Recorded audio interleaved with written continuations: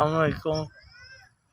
Putting the sound कम नहीं कर सकता मारला बंदा के लाया नहीं पाता बुढ़े जल्दी कम कर दे ओ को मारते लाया दे पाला कम नहीं होना।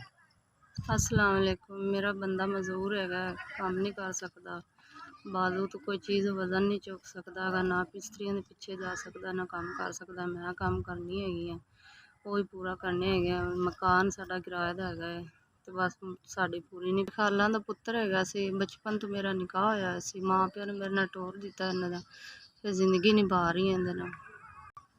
निकाह तो पहले ठीक है सी, फिर बीमार होया ते पट्ठियां दा खिचाव पै गया है, कोई सख्त मजदूरी नहीं कर सकता है।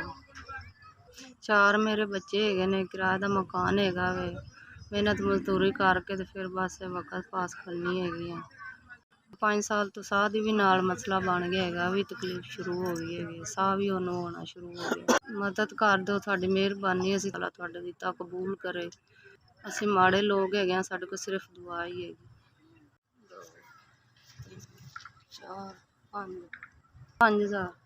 अस्सलाम वालेकुम। अल्लाह तुहानू बहुता देवे, तुसीं साडी 5-5 हज़ार रुपया दे के मदद कीती। अल्लाह तुहानू सलामत रखे, अल्लाह तुहाडे बच्चे नू सलामत रखे, अल्लाह तुहानू दुनिया दी हर खुशी देवे ते अल्लाह तुहानू इस तों बहुता देवे। तुसीं देते थक्को ना, तुसीं साडी हैल्प कीती 5 हज़ार दी।